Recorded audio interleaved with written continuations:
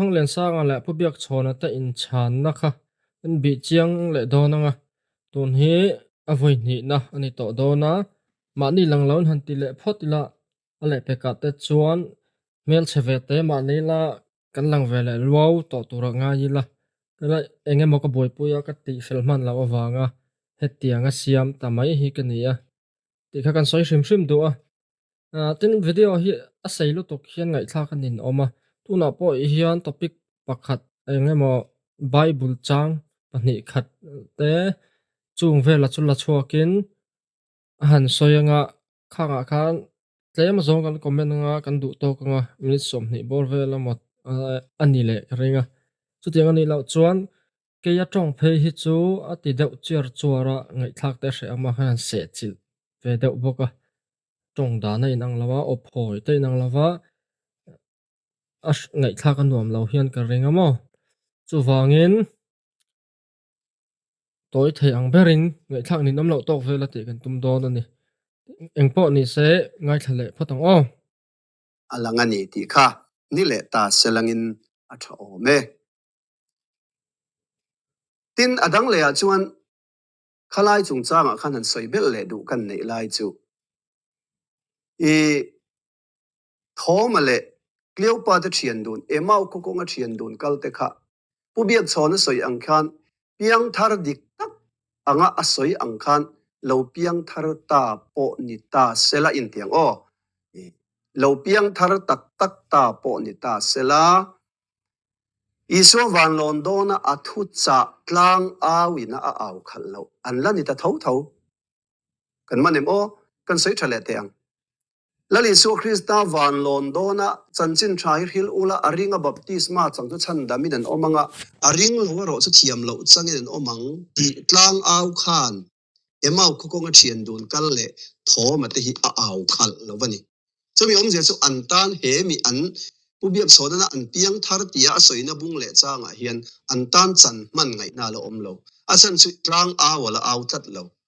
mo isu thu pekin ala khal lo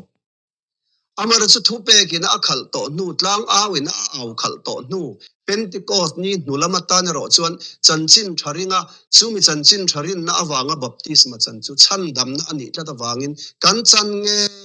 yangai thung ti hi riat chi turani entirna tan thinlung ti var kleopa te thian dun emau ko nga thian dun kalte an mi ta ti var ti le tir kauthil ti bung som paruka ludi chu ola tu soi zom turin a thinlung ti varin a oma ati kha thili dang renga nia tlang aw khal nu a thinlung ti var le tlang aw khal lova thinlung ti var kha in ang talovani emau ko nga thian dun kala kha chuan an mi ta lovar ta isu ati an khia a chu ni deuh mai an lom ta em ani an hlim ta em ani ti kha ani deuh mai amai ro chutlang aw to nu tavan londona athu cha ina a huap pentecost ni atanga pian tharna an lo hril tran ang taka thinlung ti var ero chu en taila tirko thil ti bung som paruk chang som palia tina ming ludi puansen duk zuar tu thua tira khu ami pathian betu meiche pakhatin kan thu ria a tin pola thu soi chu zom turin lalpan a thinlung ativar ta a kha a thinlung ativar ta a tin amale achung ten baptisma an chan zo in lalparin tak zetami ruat chon ka ina lo thleng ro ti in min ngen chiama min chel ta a tielo mo thinlung ti var ve tlang aw khal lo kleopa te thian dun le tlang aw khal to nu pentecost ni nulam ludi chunga thil thlangi chu a rang dai to ni hi ludi chu an pola tu soi zom turna thinlung ati vara baptisma changtlat mo halaya isu krista van lon ma a kleopa te thian dun mit ti var ka chuan baptisma an chan thu om reng lo eng wangen chan ve lo kan ti chon tlang aw wala aw lo baptisma chan tur thu pek chu ala ni lo ten te fia tur ani chu wan son bible hun then dan thu pek chu amange thu pek chu anu ti te po clear mang lova o pol bur mai hi chu theological kongatan him tok lo hle in a hiata heng te hiat fiatan athakop mai tin thoma khan isu kha kalal pa le wa o pol khamichina khan athu soi englawa pakhata kha pian thar dan kal manga in thak ti soi na kha achiang thokatin ka ria a soi dana chu pathian thu soi ta dik le dik lo chu eng po ni amara chu a soi dana chon dispensation ang hian han ngai sakta ila chan dam hunat po thuthlung hui le thuthlung thara chon chanda nei nang lawa akal phung poi nang lawa pian tharna dan poi nang lawa chu wangin pubiak chonan emau kongami te kha an piang thar ti po kha lo piang thar ta po ni se chan chan dam na thut hung in thak tur isu na pek ma mi ni wangin ke ni na kan ka usani na kan soidan a hian kha ala tel chuang lo hrim hrim ani atita aputhang len sang han e chu an ma ni soidan na chuan adik reng wai tuna ron soi fi dan po kha adik chi an ma ni ina an shil fi dan le an rin dan a soi ani ama chu wangin Isua Krista ina vana londona ringa baptisma ti vel asoi mami thau thau khala ni hi atinge min koi fin lui saklat mai le ati ani a kha kha chu afia an ma ni a chuan pian thar dan kha baptisma chan ani am ti le ani lo em ti te chu eng po lo ni se an ma ni soi fia dan thrim thrim kha chu khlai kha chu chianga a koi zong han lak lui sak tur po om lo in ka ria a ni emo midang pon ni mai thaya pol ram inang lo kau ran in ang lo han kho sak chuan a boi thak maya hei tak hi nia tikka ma ken mil lawang ti te ngai tu na min nei ti thin chu rin dan in ang lo theological mang in ang lo bible pakhat ring box ni a boi thak mai ni ma chung lai te chu eng tia han chin fel chi nge ni anga eng tia han ti fel tur nge ni ang ti ta hi re thiam har khop maya ma ni hi dik ber kan in ti thau si amo chu wangin kan pathian thu soi ta po hi tu ta lam po ni alai tak tak thei lo cái mà ni cậu ran rin dan hi kan kal pel hlei thei lo vek chu wang chuan cái mà ni zirtir na kha thiam takin han zuar phot mai la mi in pom tlak ni an hriat lo chu thu dang ani a mi ngai dan alo nga to don ani presbyterian ka ran kan ni emo salvation kan ni emo engpo kan ni ang 7 day po kan ni ang cái mà ni zirtir ha zuar phot mai la kan zor thiam dana zirin shalat laviau thaya atla lo thaya mi in pom tlak ni an thechon lo pom mai dona ani lo chon pol sanga kan ama ka ran sanga rin dan in nang lo eng tika ma kain mil don chuang lo kan pathian thu mu dan point chen don chuang lo kan soi dan point ang don chuang lo chu wangin mani mu dan te rin dan te bible nen kan en mila dik ni kan hriat dan ka han zuar phot mai la lo lei don om chon tha ni mai ma ngai thak chun zomang bur bur mai hi chu theological kongatan a him tok lo hle in a hiata heng te hiat fiatan a thakop mai tin thoma khan isu kha kalal pa le ka pathian ni an tia thom hi zudap mi fir zudap pachal ani boka deuteronomy bung ruk chang lia lalpa kan pathian chu lalpa pakhat chawani ti sema atete atanga vonga ring Jehovah Elohim Jehovah lalpa ti hi Jehovah ti nania kan pathian ti kha hebrai tukin Elohim ania Jehovah kan Elohim chu Jehovah pakhat chawani lalpa kan pathian chu lalpa pakhat chaw ani ti ring bur mai strict monotheism anti zingami ani thoma hi chu tiang anga lalpa kan pathian chu pakhat chawani ti kha arin bur lain Isu khan en ren rona kalal pa le ka pathian ni atingat mai ni chuan thoma hi chuan Isu lo hi lalpa le pathian dang aring to don lo reng ti te hi hiat fiat tur ania thoma hi apiang thara kan pu ngam tak takani chuan thomarin danang takhian lalpa te hi pakhat chau orina va thave Jehovah te hi pakhat chau a omrina va thave kan hantia kan pastor zo om tak mai pu biak chona hi chuan Jehovah pahnia om te kha an ring deu ani a nge ni Genesis bung som le pakwa chang som ni le pahnia tanga ni libor vel atang khan wana lalpa le lalpa kha arhan ani anti khani a thang len sang thu sai chu khami china han kan do to kanga to na bible chang pan hi ron lak chua homa le lal pa ti deuteronomy te khang ve la kha soi zui ila kan do to kanga anexa kan asan pa in kan chun zom le nga ti chuan baptisma le chan dam na chungchang an soi don ma ka ti a chumi ber a chuan chumi chu an soi ber tur le an in nial na le an thu in chu tur ma ka ti lain kha tu na pathian chungchang te god het chungchang te ron luta pathian na chungchang ate apui chaudon ina ngai nom chaudon ni na hriate he video hi mo tin kha pu biak chon an zewa panian om ni na hriate an ti khai ngai thak thena chak om to hle mo ya khalai te kha ru ra don mangi o ka te zewa panian hriat chu trinity po boi thak do na khalai a zewa panian hriat kha eng po ni se apui don ti ha ka sai do nang ni pon apui don ti kha lo ngai to ve lo ring ve tap mai to apui ri nom khop ti chuan lalpa deuteronomy bungruk changli hi han soi ma sata ila trinitarian then khat hril fi dan hi afulaw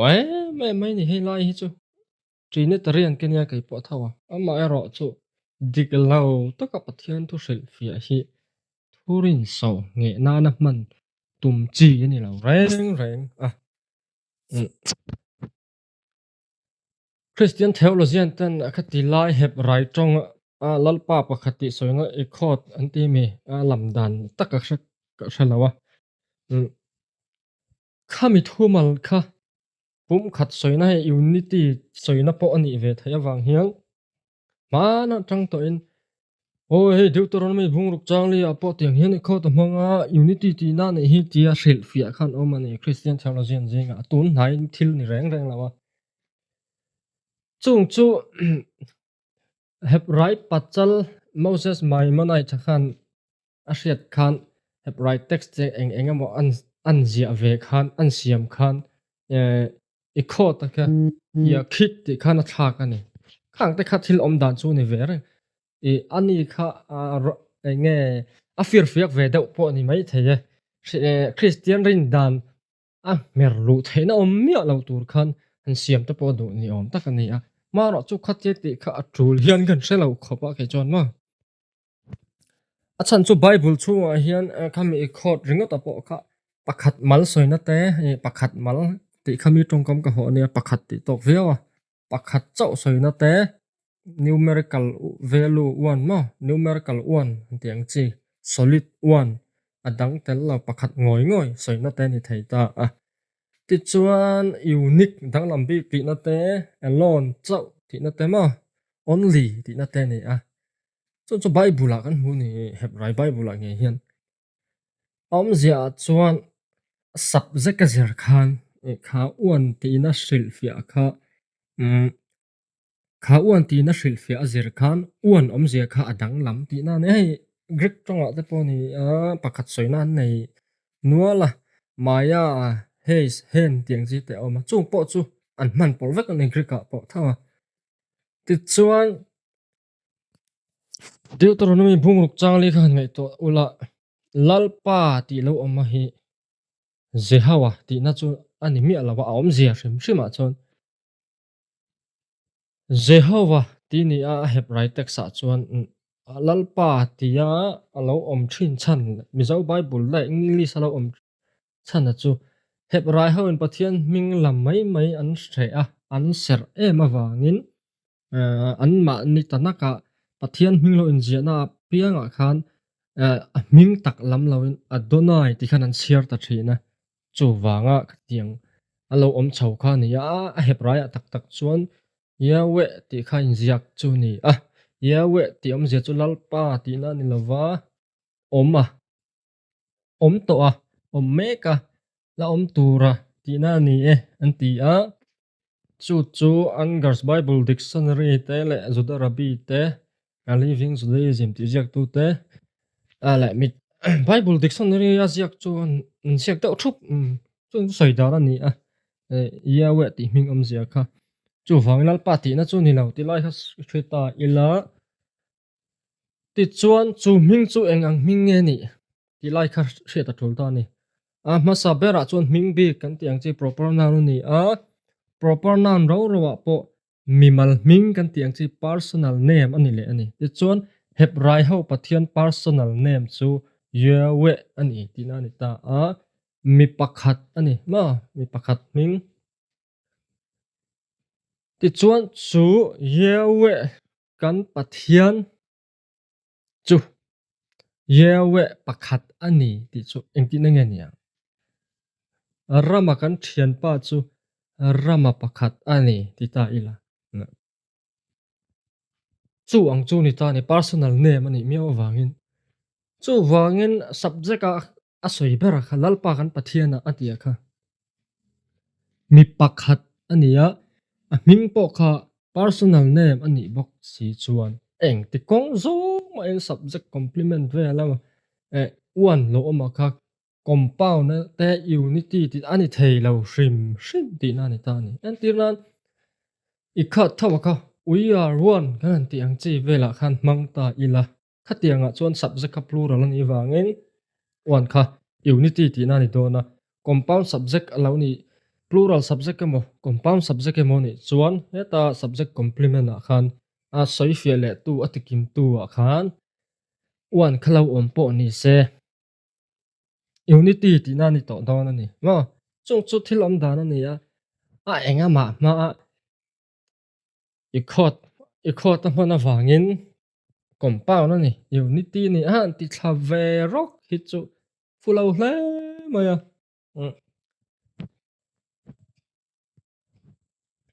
voin thengin he chang he hebrai ho hian ni tin an cham thin ani na thokan chaw don tan ma tin adonai ti po khatuna phei chuan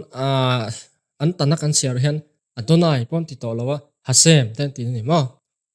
chu nia tiang khan thil kha in thlak thina maro chu a hebrai bible a hebrai tong in zaka chuan horop pali te consonant lang tetragrammaton an ti kha ani khlai kha hriat tur ani ei chumi zo bible glossary a te le a khoi ama hril fiana fulo oma chung te chu hran pa in la soi la tha in ka rea kha jehowa pani ti te jehowa pathum te pon soi thini ka rea chung chu om rengem ti soi fiana kan englo kan soyanga a hran pa in mi react ni chuang lawen ti chuan a chiang tur angai ta la deuh toran ngai bungruk chang le chu hebrai horin dan hian an chuyan history of god te karam Armstrong te le the religions ti dk siang chi ate hian hebrai ho pathian rin dan hi atira chuan monotheism anti pathian pakhat ngoi om theirin na ang khani lawa Deuteronomy bungruk changli po chu tiang thau chu ani Karen Armstrong da zeda na po monolatry an tiang chi pathian pakhat chau bechung si pathian dang om theiang ti rin ang chi kha ni tia ti chuan Isaiah zia ka te ro chuan monotheism lu chhota ati te ka history tang khan an chuya ngai nom em a thil ni dan po ni na lang ani chan chu Jehovah kan pathian chau chu Jehovah kan pathian chu Jehovah pakhat ani han tikan pathian dang om ve thei in lo om po ni se Jehovah chau hi kan pathian ani ama chau hi kan biak chu ni anti na ni ta chulai tak chu thuam je po kha ni ta ama Israel ho in pathian pakhat ai taman nei ti na ni lo pathian pakhat ai taman nei ngai lo ma se atira chuan dai ti dang om ve tho ma se Jehovah chau an biani ti buan chona kha ani antia dik porin omani khang ta kan soi du tin lalpa hanti khan thoma khan kai phei ta ila Iso Christai lalpa ni kan ti hian Lucas yak te tir kau ta thil ti mathai le marka apon ni in ka hre samza som chang khat iso na soi chona Davida ngei mai kha khami chung chang fa pa ni ti vela juda ho an zo na khan an Davidan ani chu kalalpa ti si chuan engtin nge fa pa ni thei ti iso nan chal let navel te kha kan hrianga da chu kher pongoi lawang tro kha sam za som chang khat kha la kalal pa ti omza in ziak zo ka chu anu nung zo ka khan ani tro lalpa chuan kalalpa ne na ani chuan kalalpa ti a heb right tong in je ka kha adoni ni ta ne ti chuan a hmasa zo ka lalpa ti ka chu yawe ti thau kha ni a lalpa ti om chan chu kan soi to bu ka kha yawe chuan adoni ne na ti ni ta ne ti chuan yawe chuan kalalpa ne na ti a David na soya tharau lama Isu Krista Messi chungchang thrilok na lo ni ti Isu berena soi bok si chuan Isu nge ani ang ti kha achiang ta a chan chu Isu meu na soya mo petra soi lo oi lo ta ila a om mai thei ma se Isu soi em te chu oi tur le nga ti chuan kha adoni kha tanak pum pu ya hian voi khat ma zehawa soi na na man ani lo hrim hrim zehawa soi na na man ani ngai lawa boka mi ro pui le za om te mi chung chuang la thil ti thai deuh soi na te an mang thi na ni ma donai han tiang chi te ro kha chu zehawa soi na an manga e pani pathum kha zehawa soi na bi kha yawe ti ni chi lawa kha lalpa tiang chi te kha an nei a ama ro chu adoni berkher kha chu zehawa soi na an mang ngai lo chu wangin eng ang po hian lalpa pakhat ti a hian hebrai bible ta kan soi chuan Isu le Messi ti vel hi akok lo san pa hrim hrim ni ti hi ria da tha a du chuan kan chui chiang thai ke ma ni pan ma tin ka thu le hla te lo ngai thave thin tu te then khati chu WhatsApp group a te po kan howin ka ria a in dil thayanga tin comment te po lo drop ula chunga te po chuan kan in pe thei tura ngai la a voi thak lo chuan chu kan soi du tin thom la Isu chungchang a po hi kalalpa le ka pathiani ni ti ani ti tur hian va pa om lo hrim hrim ma mo ar tiang che kha om lo wa linking va pa tiang che kha mi then khat soidan le commentary then khat te le ai scholar te soidan te point ang lawa then khat chuan helai hi exclamatory sentence pa ngai ani a declarative ni lovin tu emoni na va puan na ni lovin mak ti au chuak ani anti am zia chuan oi kerei mo han tiang chi kha ni ti na ni dona ti chuan a chian na em chu Isu kha thoma kha na ring hlela Isu chuan mi fia ta che ti ni khama bible te khan chiarila eng zo na ma zo lawa a changa ti te khan ma fu lawa a khang ta ka in chang toren zo na zo lawa mi dek ro mi khoi ro mi fia ro ti zo kha ni ta chuan Isu na ma fia tura te khan thoma khan ani na kha puang turin Isu na zot lo ama fia turen ti ni mai ta zo ka chuan thoma chuan han dek ta ama zui thin Isu ngei mai kha mi thi zinga ta lo tho le tak tak ani tian thret khan mak a tilu tuka a phok le ka angai na shelo a ham hai bok si kha a tre chuak ta ti na nia chu tianga he thila lo thena kanan lo vak ang chi ta kan lim thut ang chi te la ka tiang feelings la om thina kha exclamatory kan ti chi khani ta ni ka tiang feeling a kamo chu wagan thoma om dana changan an lang chiang sa hrim hrim maya chu lai te chu adik hian a hriat ani chu wangin thoma hian Isu kha lalpa le pathiani ni ati lo hrim hrim ti na ni dona version 10 kata po kan hua Thomas exclaim the Lord of me and the God of me ti te ni khama chu wangin thurin miltura bible chang kan phrilfia kan pacho don pan thil chiang nial vak alo in nial thei na te ang chi hi chu man lo thani ma ni ngai dan te thurin so nge na te hian mo ani lo chuan midang ron soi lenga a boy thui vel mai nial la top lo tur kha chuak kwal na sadon ti na to ani zel boka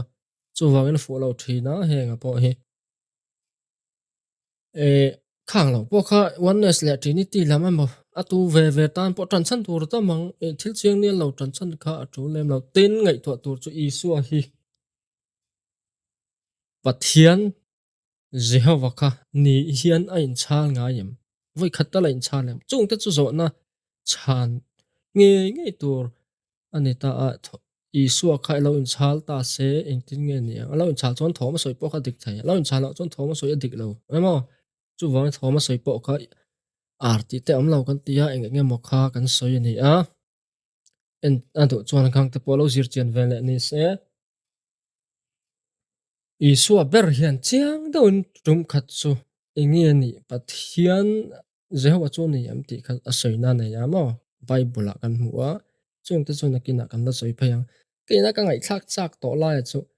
Jehovah pani ti pheivel ka apui don hian ka hralu tu ka mo lokin o top nan thil en lok te wo hei hin munga soi tu min ka tilang lo mai nga deu toron me bung ruk chang le ka trina tiren in ti than khat ta soi ta ni he hi ma doctor pc biak siama trinity nga honest ivel ron sia po khana oma ani po inama ngai to chho ni loven sap theology an christian theology mi thiam tu te ma soi ta ria tan ya ma na tangin ani reng reng to kan ti kha khang kha chu abon ra aru ra ni aza thak pok aza thak zok hian ka ria ke chon he tianga pathian tu soi himo zak chuang lawa soi tu pe chu an la thove an la in ti thei zoma ma ti tu ra ne ene kan chiarang yo deuteronomy bungruk chang le po hi a trinity rem rem khopa ate an ti loin ma ti chuan o israel mi te u ngai tha che u lalpa kan pathian chu lalpa pakhat ani trinity top mai nei arap he tiang vel hi kan ni amo anui zathak em hian ka ria a e indim vak lo ta hi tha eng ka ria a ne tiang lutuk hi chu tin pathian thu hi mi pa ngai de soi chi ni ri na ta po kha nei ni ani lo chon a man la mo atui apiang le ape piang ina an du dana chin le hian a him lo tat man la ya roman catholic hawin bible chu sa kha pui thiam ordain ten an hril fia to nei tia an lo soi thin po a that em na chu leime ni na hre thiam mang lo du dam dana chin le hian thil tam tak rin chu na ya mi zawr ma po kan ria tro pol thar eng engemaw tual to pol ang chi pol chuak kan ti kha an om nual to kan ria ang khang ka ring chok thaya in ngir ho na te in rem lo na te eng engemaw om thaya chu wangin a boi thak thin em man hi ang ta hi ma in lo hriat ve tan ke it ema khan da mai mai ni hi kan du tok le riang